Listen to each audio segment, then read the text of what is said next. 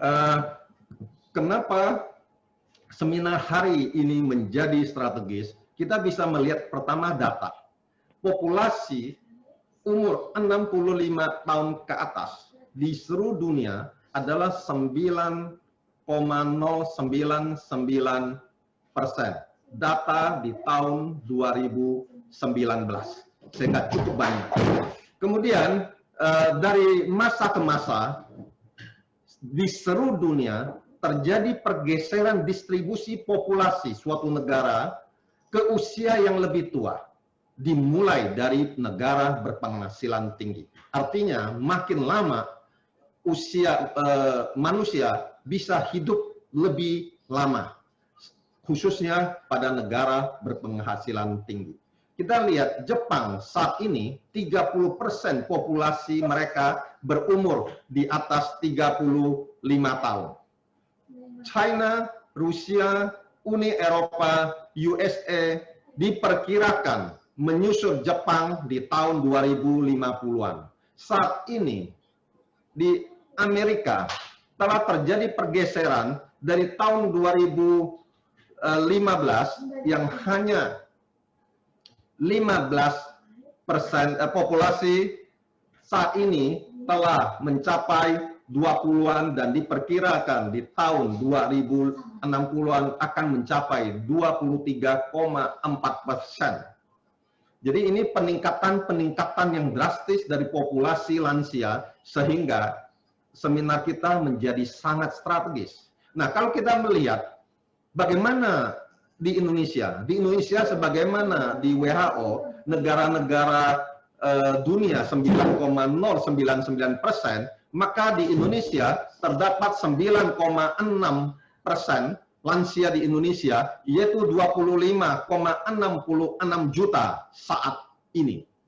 Dan kalau kita melihat sebelah kanan, piramidnya sudah makin gemuk ke atas. Artinya orang Indonesia, masyarakat Indonesia pun makin hidupnya, usianya makin panjang. Dan angka kesakitan lansia dari 2015 sampai 2019, di 2019 terdapat kurang lebih 26,2%. Menurun tetapi masih di 26 sekian persen. Sehingga seminar hari ini menjadi sangat strategis.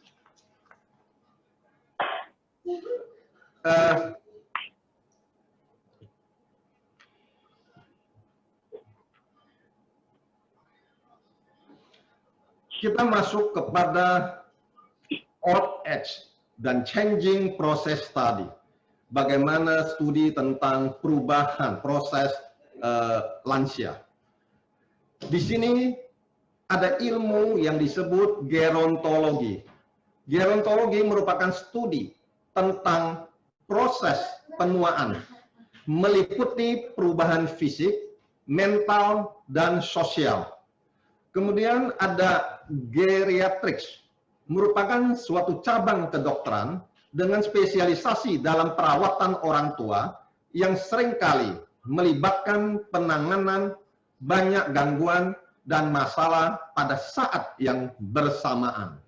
Dan geriatricians merupakan orang yang telah mempelajari proses penuaan sehingga mereka dapat membedakan dengan lebih baik perubahan mana yang diakibatkan oleh penuaan itu sendiri dan mana yang mengidentifikasikan telah terjadi penyakit pada lansia.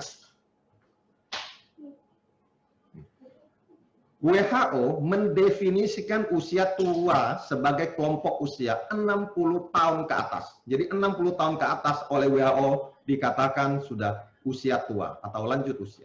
Usia tua berbeda dalam 3 hal. Ada usia kronologis, ini hanya didasarkan pada perjalanan waktu. Ini adalah usia orang dalam tahun, masalah kesehatan meningkat seiring bertambahnya usia. Yang kedua adalah usia biologis atau biological age. Ini mengacu pada perubahan dalam tubuh yang terjadi seiring bertambahnya usia. Dan yang ketiga adalah psychological age, merupakan usia psikologis didasarkan pada bagaimana orang bertindak dan bagaimana orang merasa. Ini adalah definisi kategori usia menurut WHO.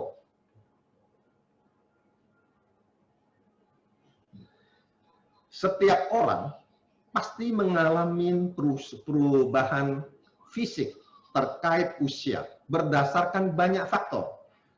Ada faktor biologis seperti perubahan molekuler dan seluler. Dan kerusakan oksidatif disebut penuaan primer. Sedangkan penuaan yang terjadi karena faktor yang dapat dikontrol, seperti gaya hidup yang tidak sehat, termasuk kurangnya olahraga fisik dan pola makan yang buruk, itu disebut penuaan sekunder. Itu menurut Bush 1969. Nah, kalau kita melihat suatu proses ketuaan, kita bisa lihat bahwa ada natural selection atau seleksi alam, ada unhealthy lifestyle, gaya hidup tidak sehat, ada DNA modification atau modifikasi DNA, ada oxidative damage, kerusakan oksidatif, drop in number of cell, penurunan jumlah sel, decline of or loss of cellular function, atau penurunan atau hilangnya fungsi seluler, dan tissue damage, kerusakan jaringan. Inilah proses alami penuaan yang akan dialami oleh semua orang. Di situ ada proses penuaan primer yang nggak bisa kita hindari, dan ada proses yang bisa kita hindari, yaitu dengan olahraga, pola makan yang baik.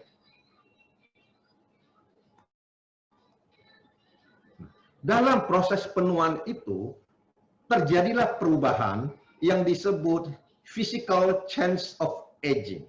Kita bisa melihat bahwa perubahan hampir seluruh tubuh, baik organ-organ dalam maupun luar termasuk kulit. Perubahan seiring bertambahnya usia, sel fungsinya berkurang. Alasan kematian sel adalah mereka hanya membelah beberapa kali. Kerusakan sel menyebabkan kematiannya yang disebabkan oleh zat yang berbahaya seperti radiasi, obat kemoterapi, sinar matahari, termasuk yang bisa menyebabkan kerusakan sel. Mari kita melihat adanya perubahan karena physical changing of aging. Tulang sendi atau bones joint, kita lihat bone joint sebelah kiri atas. Tulang cenderung menjadi kurang padat, tulang menjadi lebih lemah, lebih cenderung patah. Dan ingat, pada wanita setelah menopause, kehilangan kepadatan tulang semakin cepat karena estrogen diproduksi lebih sedikit.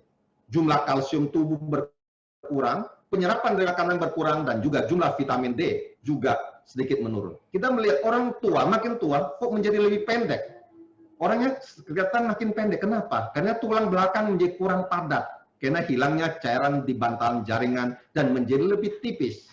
Dan tulang rawan cenderung menipis karena keausan gerakan bertahun-tahun. Dan ini bisa menyebabkan osteoartritis. Nah, kita masuk ke muscle and body fat atau otot lemak tubuh.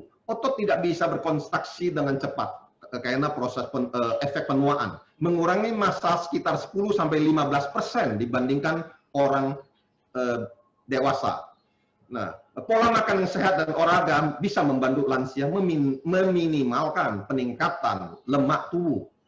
Kita masuk ke perubahan penglihatan adalah tanda penuaan pertama yang tidak dapat disangkal. Perubahan lensa mata bisa menyebabkan hilangnya penglihatan dekat, sehingga orang perlu pakai kacamata dekat, membutuhkan cahaya yang lebih terang, dan perubahan persepsi warna. Bagaimana dengan telinga? Telinga terjadi perubahan pada suara bernada tinggi menjadi lebih sulit. Secara bertahap, nada rendah pun akhirnya sulit juga. Pertama mulai dari nada tinggi. Perubahan ini dianggap sebagai gangguan pendengaran terkait usia yang disebut presbikusis. Perubahan ini cenderung mulai di usia 55 tahun. Bagaimana dengan mouth and nose, mulut dan hidung? Kemampuan untuk mengecap dan mencium berangsur-angsur juga berkurang. Kepekaan mengecap di lidah menurun. Kemampuan untuk mencium berkurang. Bagaimana dengan skin, kulit? Kulit cenderung lebih tipis, kurang elastis, lebih kering dan berkerut halus. Kulit lebih mudah robek, Dan jumlah sel penghasil pigmen atau melanosit bisa menurun. Akibatnya kulit kurang terlindungi dari radiasi ultraviolet, sehingga muncul bintik-bintik coklat yang besar pada kulit. Sehingga lansia muncul bintik-bintik coklat pada kulit karena ini. Dan kulit kurang mampu membentuk vitamin D bila terkena sinar matahari, maka dengan demikian resiko kekurangan vitamin D meningkat pada orang tua. Bagaimana tentang brain and nervous system, otak dan sistem saraf? Jumlah sel saraf di otak biasanya menurun, dan aliran darah ke otak juga menurun, dan beberapa fungsi mental seperti ingatan, jangka pendek, kemampuan untuk mempelajari materi baru, kemampuan mengingat kata-kata mungkin berkurang setelah usia 70 tahun. Bagaimana dengan heart and blood vessel, jantung dan pembuluh darah? Jantung dan pembuluh darah menjadi kaku, jantung terisi darah lebih lambat, tekanan darah cenderung meningkat. Bagaimana perubahan respiration change, perubahan pernafasan? Otot-otot yang digunakan untuk bernafas di diafragma cenderung melemah. Paru-paru menjadi kurang mampu melawan infeksi, paru-paru menjadi kurang elastis. Bagaimana dengan reproductive organ change, organ reproduksi wanita? Pada wanita, sebagian besar dari efek ini terkait dengan menopause. Penurunan kadar hormon wanita menyebabkan ovarium rahim menyusut, dan pada pria, perubahan kadar hormon seks tidak terlalu mendadak. Kadar hormon testosteron pria menurun mengakibatkan produksi sperma juga lebih rendah.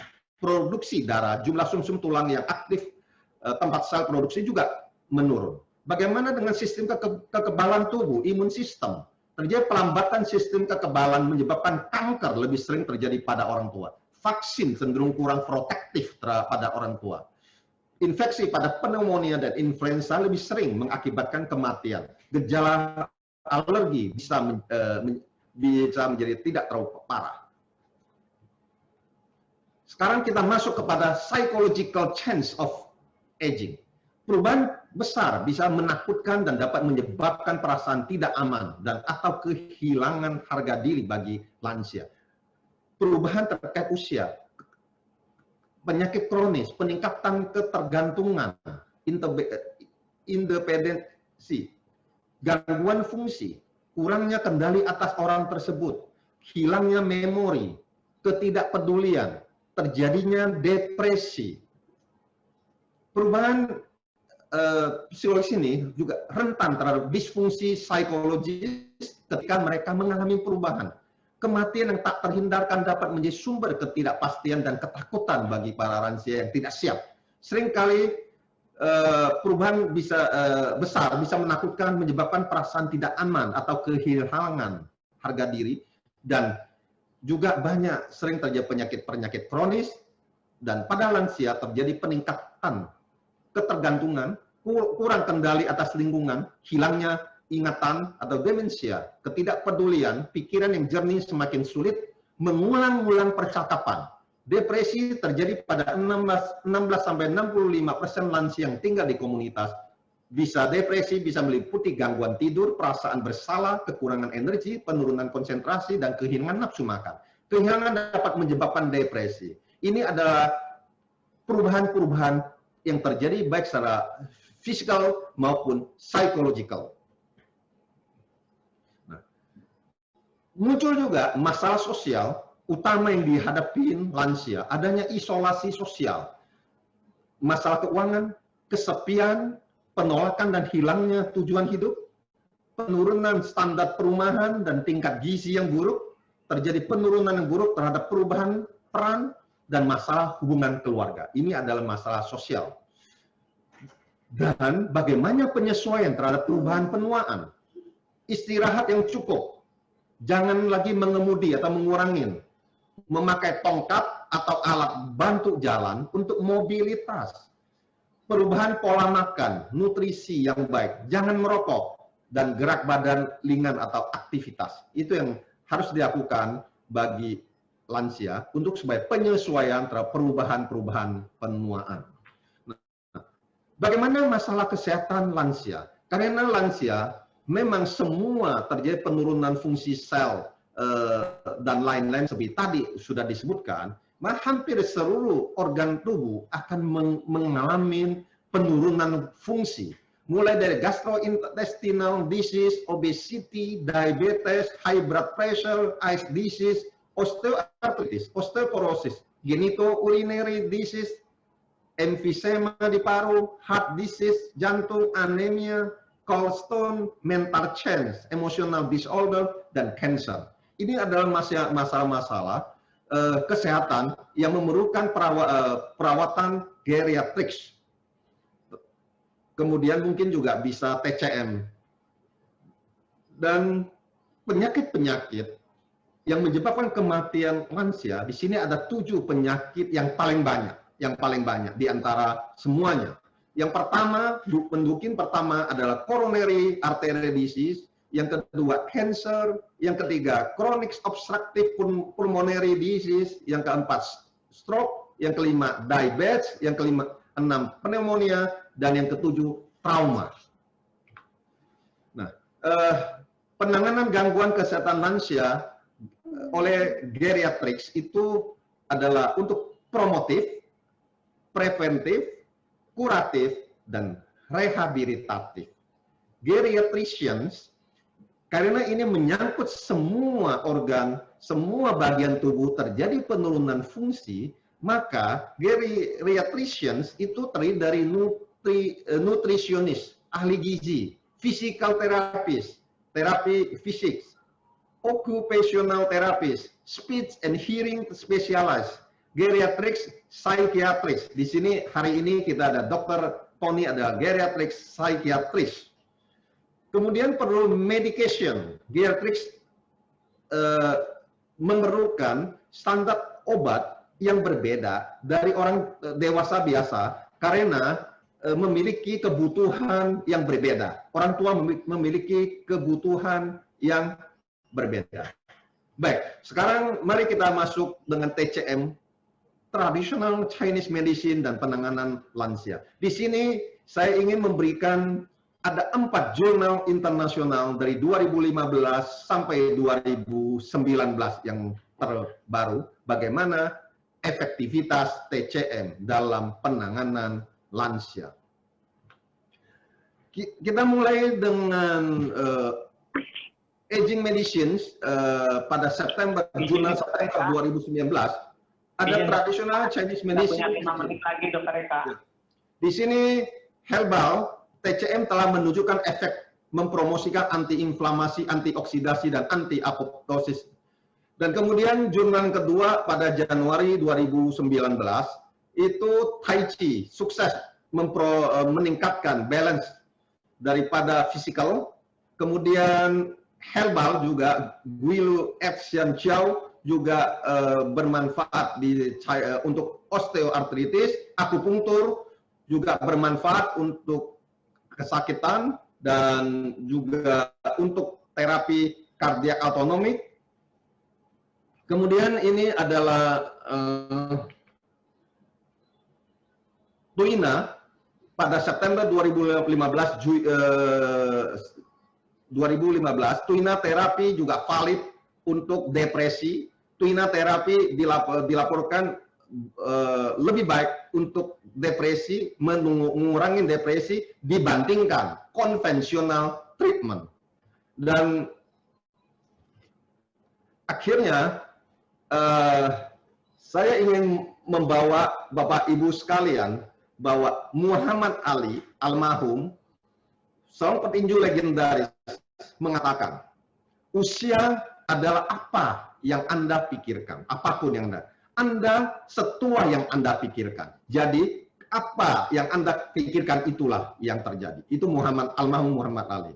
Menurut Benjamin Franklin, bapak pendiri Amerika, tragedi hidup adalah kita cepat menjadi tua dan terlambat menjadi bijaksana. Maka Bapak Ibu sekalian, mari kita bersama-sama untuk bukan menuju ketuaan, tapi yang penting adalah bijak untuk menghadapi penuaan itu sendiri. Melalui Seminar Nasional PIKTI, Metode Hidup Sehat dan Bahagia bagi Lansia, mari bersama-sama kita semua mendukung upaya pemerintah untuk meningkatkan kesehatan di Indonesia. masyarakat hidup sehat, Indonesia kuat. Sekian, terima kasih. Wassalamualaikum warahmatullahi wabarakatuh. Shalom, sabe sata bauntu svitata. Semoga semua makhluk hidup berbahagia. Om Santi, Santi, Santi. Om. Sang kebajikan, rahayu, rahayu, rahayu. Selamat sore. Terima kasih. Saya kembalikan kepada moderator.